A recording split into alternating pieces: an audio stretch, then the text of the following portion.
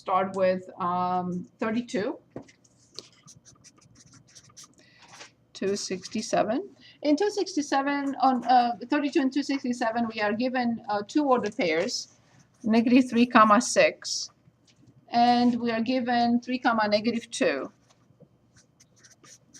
We are asked to determine the equation of the line passing through these points. Find y. So find the equation of the line passing to the given points.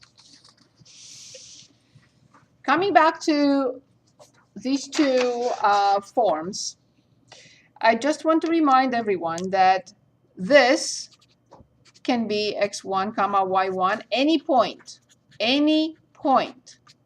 But this one cannot be any point. It must be 0, a number, which is b. This is the b. Please don't try to use this if you don't have 0, b. You can use this including 0, b if you're given 0, b or any ordered pair. But do not use this. I know you've been taught to do it and create another point and so on and so forth. It's fine if you know what you're doing. But I recommend if you do not have 0, b, do not try this. That's my suggestion. Okay, so I'm given these points and I'm asked to find the equation of the line passing through them. How do I proceed? Yes, first I have to find the slope. No discussion there. Awesome, thank you very much. y2 minus y1 over x2 minus x1. Perfect. And this equals, I have to be careful here and I label them. So I'm labeling x1, y1, and I'm labeling x2, y2. And then in the correct order, what will I write? -2 minus 6. Yes, over. 3 minus 3. Very good. Exactly. So the numerator is -8. The denominator is 9. So the simplified form is -8 over 9. And Wait, you have people plus 6. It should be plus 3. Ooh, hold on. It's 3 plus oh, I wrote 3. 6. I'm sorry. Sorry. Okay. So -4/3. Thank you very much. Very good. So we determine the slope. Now the question is, which form will I use? Do I have 0, number among these two? No, I don't have 0, number. So I will have to use this form, point slope form. Let's write the point slope form. Y minus y1 equals the slope times x minus x1. It doesn't matter which point you want to choose. If I use the first one and use the second one, we'll all get the same equation because we used both of them to determine the slope. So which one would you like to use? Would you like to use the first one or the second one? Okay, if you like to use, this is what I'd like to do. Again, if you have a better method, forget about mine. So if I use this point, I will write underneath x1 -3, I will write under y1 6, and I will write under the slope -4/3. Why? Because if I plug them in directly, I may make an error. But that's me. Okay, you take what works for you. So y minus 6 equals -4/3, and now I see x minus -3, so I'm going to change it directly to x plus 3. And not have to use parentheses and nested parentheses and so on and so forth. So now I have to solve for y. So I will distribute -4/3 to x. When I distribute -4/3 to 3/1, what do I get? -4. Right. So please always simplify first before you multiply. So then I get indeed -4, but then I will have to bring a positive 6 over. So the final simplified form is this. What does this represent? The y passes through the I couldn't have said it better. That's it. That is it. I would like to graph a line using x and y intercepts. That's our next step. Let's say 62. On the same page, 267. Any questions for me before we move on? There's not an interruption if you say, I don't understand something, or go back. That's not considered an interruption, please. Anything you would like to say, please say it. 4x plus 6y plus 12 equals 0. Any questions? Okay. I know you've been taught to use the slope to graph a line. That's fine. Move away from that method, unless you read from a graph. Here's why. No other function other than the linear function can be graphed using the slope. None. None. This is just a unique situation for a line. So move away from it. It's not useful, and it's not really helping much. The x and y intercepts is what we want to determine. So let's look at this graph. Well, let's say I have this function, which is a linear function. What is this point called? Very good. This is the y-intercept. What is this point called? The x-intercept. Now, here's the next question for you. What is the equation of this line? Remember, before you say anything, when we talk about something like this, we're talking about position. When we talk about something like this, we talk about altitude. So position cannot have anything to do with y, and altitude cannot have anything to do with x. So yes, this one is x equals 0. Very good. Position, right? This line is x equals 0. What about this line? Right. So that's why when I determine the x-intercept, I set, correct. When I determine the y-intercept, I set, is that clear? So to determine the x-intercept, I set y equal to 0. To determine the y-intercept, I set x equal to 0. Okay, so let's do that. There is no need to solve for anything. There is no need to move terms around. Nothing. Here's what I recommend as a method, if you like it. I want to find and see what happens when x is 0. Here's what I do. How much is y? But you have to imagine that you move 12 to the other side. It becomes negative, and you divide by 6. What is the ordered pair that we just determined? 0, -2. Now I have to see what happens when y is 0. This is what I do. Imagine that you move 12 to the other side and divide by 4. -3. Very good, thank you. What is the ordered pair now? -3, 0. So one more time, there is no need to solve the equation for y and simplify or divide or do anything to it. Just find the x and y intercepts. And these are useful points. The slope is good too, but mainly when you want to see the steepness of a graph and you're not really given the function, you're given a graph, and that's a different story. Okay, here it is. I plot 0, -2, 0 for x, -2 for y, and I plot -3, 0, which is -3 for x and 0 for y. I connect and extend the line. See, I could have not done this with the board, right? It was a joke. Here's a mental note. Don't joke when it gets closer to the end of the class. I'm kidding. I'm kidding. 4x plus 6y plus 12 equals 0. I have to write on the graph, below the graph, left of the graph or right of the graph, somewhere, I have to write the equation that I just graphed. That's how I graph using x and y intercepts. Any questions? Okay, I would like to look at number 5 on page 279. Yes, please. So how did you get -2? Very good. So when x is 0, I have to move 12 to the other side. When I move a term from one side to the other, it becomes negative, Okay. right? It's positive, changes its sign. So -12 divided by 6 is -2. Okay. Then when y, exactly, I move 12. You're right, I skipped some steps. If you want me to show them, I'll show them. So I move 12 to the other side, becomes negative, and divide by 4, and I get -3. Okay. So you basically just plug 0 into the. Exactly, that's why I covered it. It's Okay. gone. Okay. just to write a little bit less if possible. But if you need me to, I will write it. Do you need me to write it? No. Well, I don't know. Anyone else? Okay, so 5 on 279. We're asked to find the equation of the line passing through this point and parallel, this is the symbol for parallel, to the line whose equation is y equals negative 4x plus 3. So let's go back one more time and read the problem. We are told there is a line, and I'm going to present the figure in a minute.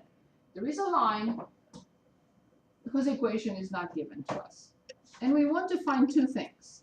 We were given two things to find it. One of them is we know that it passes through this point. Second thing we know is that it's parallel to this line. So I'm not really graphing exact anything, right? But I'm just saying this is the line that I'm trying to find, which I don't have. I'm trying to find the equation. I know I'm given two pieces of information. I'm given one that it passes through this point, and the other piece of information is that it's parallel to this line whose equation is given.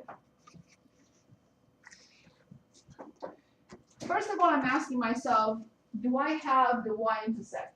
Is this the y-intercept? No. No, because it's not 0, comma, a number. It's two numbers, not 0, comma, a number. Good. For that reason, I will be thinking of y minus y1 equals the slope times x minus x1. That's one thing. I do have the point, which is negative 8 and negative 10. But I am missing a very important part of the puzzle. What am I missing? Right, but can I determine the slope somehow? Yes. How? The other equation. Right. The down. We know that if two lines are parallel, they must have same slope. And this is already set up in a particular type of form, or the particular form, which is what I want. It's y equals mx plus b. So this is the slope of the given line, which is, thank you. Does that mean that the equation I'm trying to find, does that mean that it has the same slope? How do I know that this is the same slope, which is negative 4? Because they are parallel.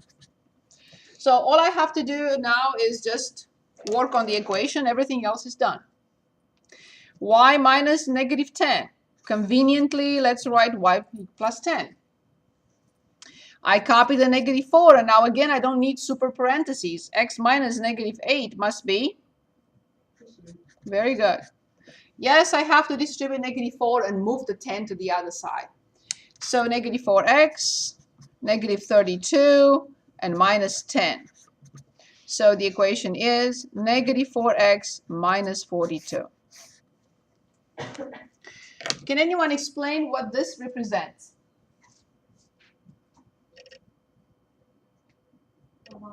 The equation of the line, the red line, that passes through negative 8, 10, and is to the given line. Very good. Any questions? I know we need more to practice of this, but is the idea clear? Any questions? Okay, so let's look at another.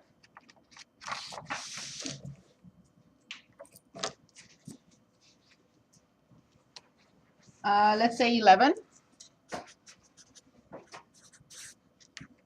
And that is 4, negative 7. And this time perpendicular, this is the sign for perpendicular, to the line whose equation is x minus 2y minus 3 equals 0.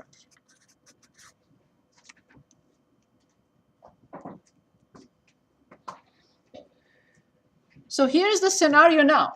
As you know, I'm not graphing anything, I'm just graphing the concept. So I'm asked to find the equation of this line. And I know two things about it. I know that it passes through which point? 4, negative 7. And I also know that it is perpendicular to a line whose equation is x minus 2y minus 3 equals 0.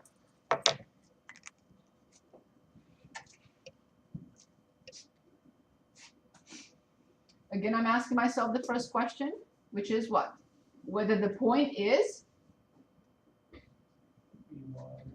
if it's the y-intercept. Is the point the y-intercept? Because I have two options. I have y equals mx plus b, or the other one, which is the point slope form. Is that 0, a number? No. So it's not the y-intercept. I cannot use the simple form. I have to go ahead and write y minus y1 equals the slope times x minus x1, in which I copy 4 and negative 7. And I know exactly that I'm missing, again, I'm missing the slope.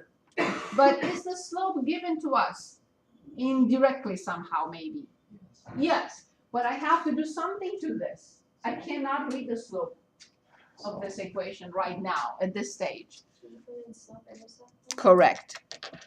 So I have to solve for y. In other words, to present it like this so I can identify the slope. Correct. At this stage, I cannot read the slope. So I have x minus 2y minus 3 equals 0. Please dictate. What should I do? Good. Or move to y. That's fine too. Let's write it like that. So I have negative x plus 3. And then it's the same thing. And then divide both sides by negative 2. So please pay attention to one thing. Sometimes we would write a long fraction line and put negative 2 underneath. We cannot do it now. We have to divide each term by negative 2.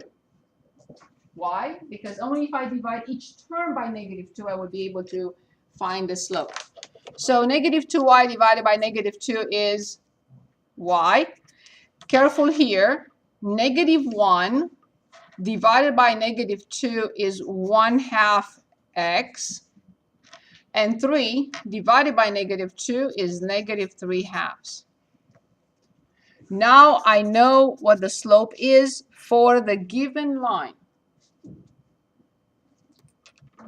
1/2. So I'm going to call this M1. So for this one, M1 is 1/2. But I need M2. And I know the relationship between the two slopes, the slopes of two lines that are perpendicular. You either remember it as the product must be negative 1, or you remember it that 1 has to be the negative reciprocal of the other. I think it's easier if you say, what do I multiply this number by to get negative 1? Right. But it's up to you. You can use the other one as well. So then M2 must equal then, one more time. Do we agree? Good. So all I have to do is just plug everything in and I'm done. So again, it's convenient. Y minus negative 7. I don't have to write it again. It's y plus 7. Okay. So M1. It's the inverse negative? Yes. Okay. Very good. So then y plus 7 equals negative 2 x minus 4. I have to distribute and then subtract 7. So negative 2x plus 8 minus 7. Finally, y equals negative 2x plus 1. Here's the question. What does this represent? That y equals negative 2x plus 1 is perpendicular to x plus 2y minus 3. And passing through 4, negative 7. And it's the only line. There is no other line that is perpendicular to the given line and passes through 4, negative 7. Any questions? Any questions? Okay, last topic in this section is the average rate of change.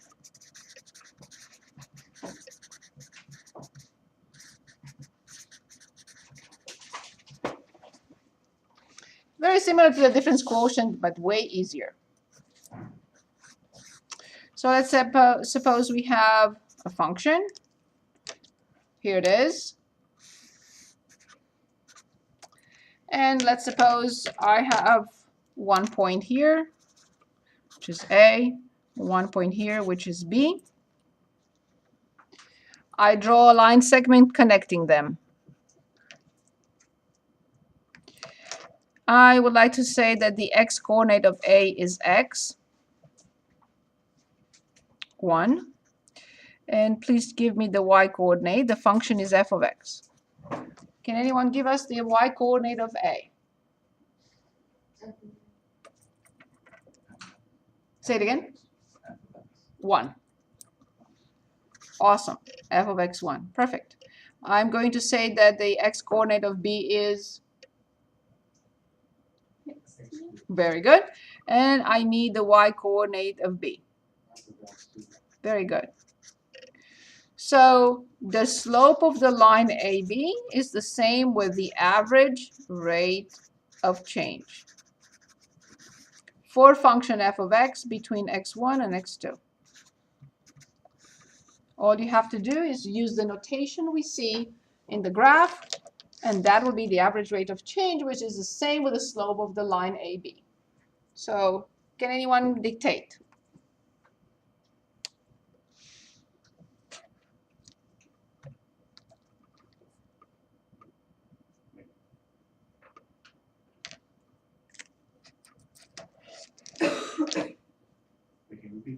Yes, we have 2 points, x2 comma f of x2, and we have x1 comma f of x1, and I would like to determine the slope of this line, which is also the average rate of change for function f of x between points A and B. F of x. Thank you.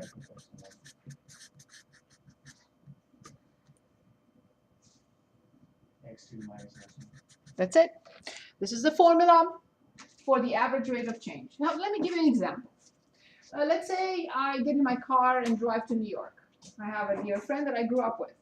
So she's 3 years older, and she's a very good doctor, medical doctor in New York. So let's say I get in my car and go to see my friend. And you call me half an hour later and you say to me, what is the speed that you're driving at?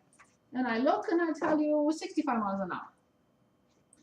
But then when I come back, you say, I would like you to tell me what was the average speed that you drove at between, let's say, Wilmington, Delaware, and Brooklyn, New York. What will I do? I will determine the distance from home to Brooklyn, New York, subtract the distance from home to Wilmington, Delaware. That's a distance that I covered between Wilmington and Brooklyn. I will subtract the time frame needed from the moment I got in the car till I got to Brooklyn, and subtract the time difference that assuming that that's my reference point when I left, and the time difference between home and Wilmington, and I will calculate the difference over the difference in time, difference in distance over difference in time, and I'll tell you I have my average speed was 61. Okay, so this is what this means. If the function is the distance, and the y value is the distance, and the x value is time, then I will have miles per hour. Okay, that's an example of the average rate of change. But if you ask me what is your instantaneous speed, when I have you on the phone, I look at my odometer and I say 63. But that's instantaneous.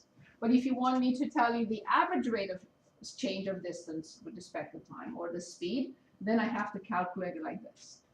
The distance that I traveled over the time that I used to travel that distance. Okay, so let's pick a problem like 16 on page 279. I still have time, correct? Yes, and then Okay. We are given a function, f of x equals x squared minus 2x, and we are given x1 equals 3 and x2 equals 6. Make sure I copied from the same problem. So we are asked to determine the average rate of change. The function is given to us, and we are given the x coordinate of point A, and we are given the x coordinate of point B. So they want us to determine the average rate of change for this function between the time given, x1 and x2. So average rate of change between 3 and 6 for this function. It's very clear what I have in the denominator. Can anyone dictate just the denominator for now? 3. Yes, but I have to write it as 6 minus 3, and yes, you're right, I will have to write 3 eventually. But now the question is, what do I have at the top? What is that f of x2? What does it mean? How do I find f of x2 to put it here? That's the y. And how do I find f of x1 to put it here? Say it again. That's the y. Right? Correct. How do I determine? Awesome. So we'll plug it in the x value. Exactly. I will plug this in to get f of x2. I will plug this in to get f of x1. That's exactly it. Exactly how we got f of x1 here and f of x2 here. So then please give me f of 3 and please give me f of 6. So this will be f of 6 minus f of 3 over 6 minus 3. So let's plug in 3. 9 minus 9 minus 6 is? 33. Now let's plug in 6. 36 minus 12. Do we all agree with these numbers? Do we agree with 3 and we agree with 24? So 36 minus 12, 24. 9 minus 6, 3. So then what do I continue here? What does it? 24 minus 3. So this will be 21 over 3, which is 7. So assuming in my example was traveling to see my friend in New York, then I would say to you, I drove at 7 miles an hour. As an example. It would be terrible. It would take me, what, 10 hours? Maybe 2 days. Good. That is basically everything I had to say or review with you 2.3 and 2.4. Now, 2.3 and 2.4 together, yes. So you just have to go over 2.5. Yes, and I'm going to start it because I have 7 minutes. I know you negotiated 5 minutes last time, so we're not going to negotiate now. Okay, 2.5. I won't be able, most probably, to go through 2.5, but we will finish it. No, absolutely not. But we are going to look at what I call base or basic functions. I'm not going to tell you what transformations are doing right now. We're just going to go over a list of 7 functions, and then we'll stop. Okay, so we will be looking at functions like polynomial, 4 different ones: linear, quadratic, cubic, oops, and 4th degree. There is more to it, but we are only going to look at these 4. We are going to look at radical,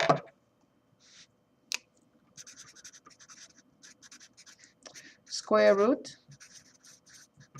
and cube root. And we're going to look at the absolute value. 1, 2, 3, 4, 5, 6, 7. That's it. Number 1. Linear. Can anyone give us the simplest possible linear function that you can think of?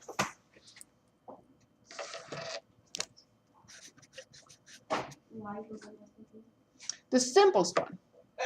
That's it. There is nothing easier than the linear function called x.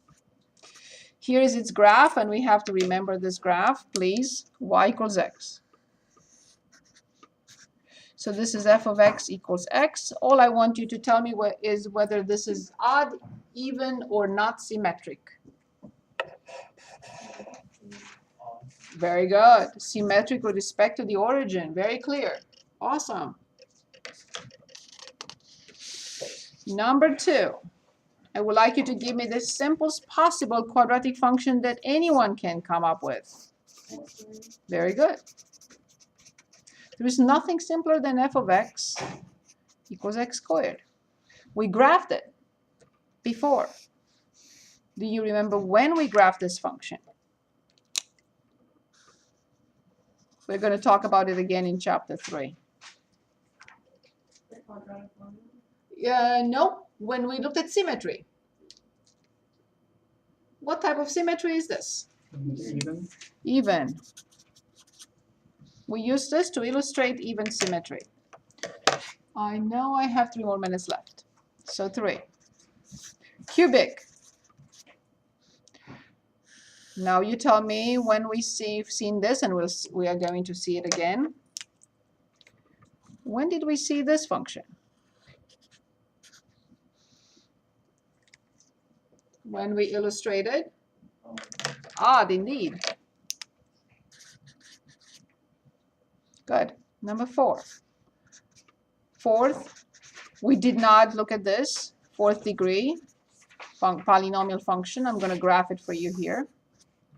We're going to deal with it again in chapter 3. It's very similar to the quadratic function, but it is a little bit flatter. Odd, even, or none of the above? So I forgot to write here, I'm sorry. So it says f of x equals x cubed, and of course f of x equals x to the 4th, and it is even. Number 5, f of x equals the square root of x. It's a square root. The simplest possible square root. We did not graph it this semester. You graphed it before. Let's graph it now. Here it is. F of x equals the square root of x. Odd, even, or not symmetric.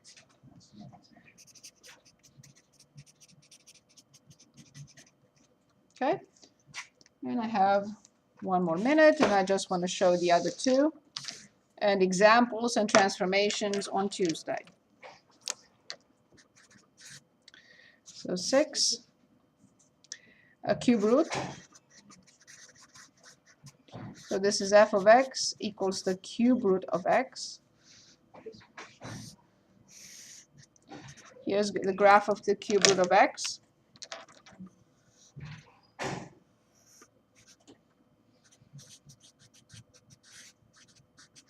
Odd, even, or none of the above. And the last one which we graphed is the absolute value.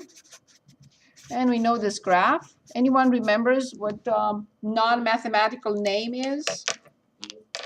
The v function.